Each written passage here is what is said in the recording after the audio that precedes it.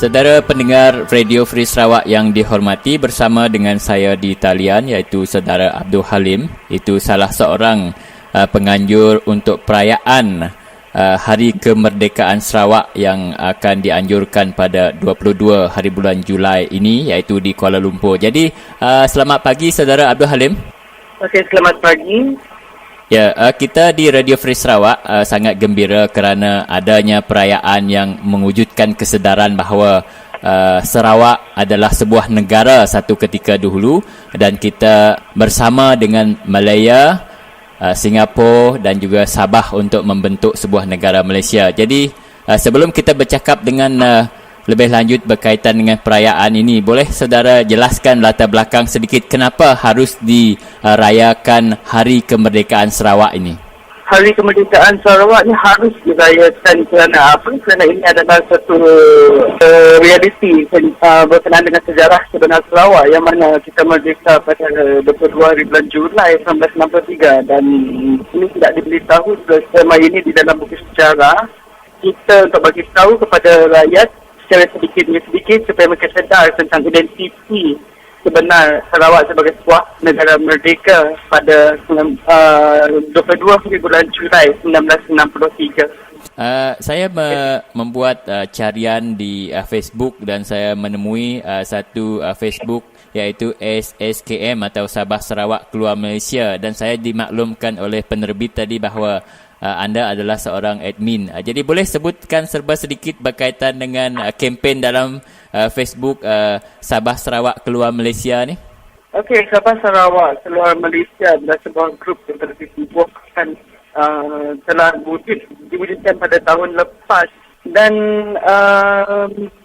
semakin sedikit-sedikit telah mendapat sambutan daripada penduduk Sarawak dan Sabah, dan malah memberi kesedaran sedikit kepada penduduk di negara lain tentang duduk sebenarnya keadaan kita di Sarawak. And then yang mana ia mempunyai visi untuk misi adalah untuk memberi kesedaran terhadap perlembagaan Sarawak, dan jadi kerana pengetahuan terhadap perkara ini yang paling penting, dan kita bukan untuk menumbangkan kerajaan atau apa, tapi kita hendak memberitahu kepada rakyat bahawa mereka mesti sedar terhadap perkara ini dan mereka baru dapat bertindak. Kalau kita tengok juga Saudara Abdul Halim dengan kempen di Facebook yang menyebut Sabah Sarawak Keluar Malaysia, tentunya ini satu isu yang sensitif juga, dan juga mungkin boleh diklasifikasikan oleh pihak kerajaan sebagai satu usaha untuk menghasut. Jadi tidakkah saudara sedar perkara ini? Adakah saudara risau berkaitan dengan sentimen berkaitan?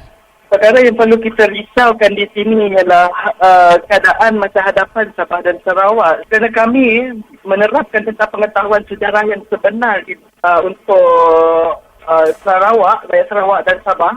Dan bagi saya tiada perkara yang perlu dirisaukan kerana kita berceritakan tentang perlembagaan dan apa yang ada di dalam perlembagaan itu sendiri. Dan jika kerajaan persekutuan telus dalam membawa kemajuan kepada Malaysia mengikut kepada garis panduan perlembagaan yang telah ditetapkan, setiap ucapan yang melibatkan mengenai perlembagaan tidak sepatutnya menjadi suatu perkara yang seditious, yang dianggap sebagai menghasut. Jadi di dalam kempen anda di dalam Facebook Sabah Sarawak Keluar Malaysia juga dibincangkan berkaitan dengan perkara 18 dan 20 yang digariskan yang menjadi syarat kepada Sabah dan Sarawak untuk bersetuju untuk membentuk Malaysia. Boleh saudara elaboratekan sedikit ataupun huraikan sedikit dalam konteks kefahaman kempen SSKM ini? Dalam kempen 18 dan 20 perkara iaitu SSKM kita, pertama sekali yang paling penting yang perlu diketahui ialah kesedaran terhadap 18 dan 20 perkara itu sendiri, dan ramai yang tidak mengetahui tentang asas bagaimana Malaysia boleh diwujudkan. Malaysia wujud kerana penggabungan 4 negara iaitu Persekutuan Malaya, Singapura, Sabah dan Sarawak. Dan sebelum pembentukan tersebut telah berlaku satu pertemuan antara ketua-ketua kerajaan masing-masing, dan mereka telah keluar dengan perjanjian tersebut dan telah dipersetujui oleh setiap wakil negara dan disaksikan sendiri oleh United Kingdom. Jadi di sini kita, apabila semua rakyat mengenali tentang sejarah sebenar bagaimana wujudnya Malaysia dan bagaimana duduk negara Sarawak dan Sabah selepas Singapura ditendang, dan sekarang ini sekiranya Sarawak dan Sabah tidak dihormati oleh kerajaan Tuan yang ada, mereka telah dipadam hak mereka sebagai sebuah negara di dalam Persekutuan Malaysia. Jadi yang ini kita bergerak ke arah perkara tersebut, dan apabila mereka mengenali sejarah mereka akan mampu bergerak ke hadapan dan membawa kemajuan selaras dengan apa yang digariskan dari perlembagaan. Dan sekarang sekiranya kerajaan persekutuan tidak menghormati asas perlembagaan tersebut, maka kita akan bergerak ke langkah yang seterusnya, iaitu keluar daripada persekutuan.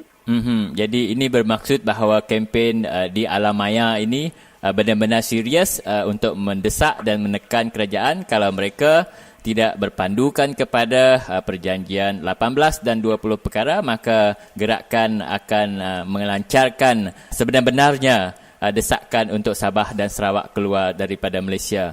Ada juga rakan kami yang menghantar SMS dan email menyebut berkaitan dengan kenapa di Sabah dan Sarawak semua pihak luar yang bukan anak negeri Sabah dan Sarawak yang ingin memasuki Sabah dan Sarawak harus menggunakan pasport, dan ini menunjukkan bahawa Sabah dan Sarawak sebenarnya memang adalah sebuah negara. Apakah benar begitu, Saudara Abdul Halim?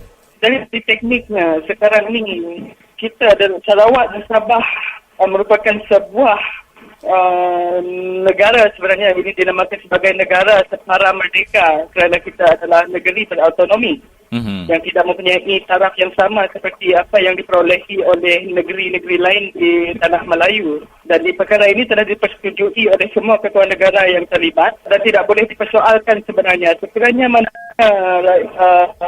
individu mempersoalkan tentang kewujudan perkara ini, maka ia sama, dan perkara itulah yang sebenarnya seditious melalui perlembagaan. Tahun depan, tahun 2013, genap 50 tahun Sarawak bersama Sabah membentuk Malaysia. Jadi dari pengamatan saudara sebagai orang muda, bagaimana saudara melihat kedudukan Sabah dan Sarawak? Adakah kita telah mencapai kemajuan yang sepatutnya kita miliki, ataupun kita perlu sebagai anak Sabah dan Sarawak menilai semula kedudukan kita di dalam Malaysia? Setakat 50 tahun pembentukan Malaysia dan kedudukan Sabah dan Sarawak di dalam Persekutuan Malaysia, dalam tempoh 50 tahun kita dapat perhatikan memang ada proses kemajuan itu dilakukan. Proses kemajuan, cuma bagaimana keterusan yang berlaku, and then seterusnya kita lihat bagaimana proses pembangunan tersebut. Sebagai contoh, jika perancangan tersebut berjaya dipenuhi dalam rancangan Malaysia pertama, dan bagaimana dia mengambil tempoh 5 tahun tersebut daripada hari pertama dan seterusnya, bagaimana 5 tahun seterusnya, adakah kemajuan tersebut telah berjaya memenuhi cita-cita tersebut. Dan kita lihat dalam tahun, sebagai contoh lah, senang untuk saya ambil contoh, janji pembentukan janji Malaysia pada tahun 1963 dan diwar-warkan pada tahun 1965, iaitu Lebuh Raya Pan Borneo sebagai contoh. Dan kita lihat pada hari ini bagaimana conditionnya, dan tidak mungkin dalam tempoh 50 tahun Sabah dan Sarawak masih mempunyai jalan yang bertaraf kurang daripada apa yang jalan luar bandar yang boleh dibandingkan kita lihat di Semenanjung Malaysia, yang mana taraf yang ada pada jalan raya kita adalah sangat menyedihkan jika kita mengambil kira tempoh pembangunan 50 tahun. Okey, Saudara Abdul Halim, soalan terakhir saya ialah kita di penghujung jalan, iaitu kita akan berdepan dengan pilihan raya umum ke-13. Apakah kata-kata nasihat daripada saudara kepada penduduk Sarawak supaya mereka membuat keputusan yang tepat dan mengambil peluang yang sedia ada ini dalam pilihan raya umum yang ke-13 yang akan datang? Okey, kepada semua rakyat Sarawak, yang harap dapatlah menilai dengan mata yang sebenar, iaitu kefahaman perlembagaan dan bukan kefahaman manifesto politik mana-mana parti. Tak kira sama ada manifesto parti yang mendapat yang masih menjadi kerajaan ataupun manifesto buku daripada pihak yang masih berada di dalam keadaan kembangkan. Daripada situ, rakyat sudah kena melihat perbandingan. Adakah benar kemajuan yang dibawa oleh kerajaan, mana-mana kerajaan tersebut, selaras dengan perlembagaan, iaitu kerana perlembagaan itu sendiri adalah garis panduan terhadap apa yang sepatutnya diperolehi oleh rakyat melalui pembentukan kerajaan itu sendiri. Okey, terima kasih Saudara Abdul Halim kerana telah memberi informasi sama-sama kepada kita. Diharap perayaan Hari Kemerdekaan Sarawak yang akan disambut pada 22 hari bulan Julai ini di Kuala Lumpur akan mendapat sambutan yang meriah, dan kita akan cuba membuat temu bual susulan bersama dengan saudara. Terima kasih. Okey, sama-sama.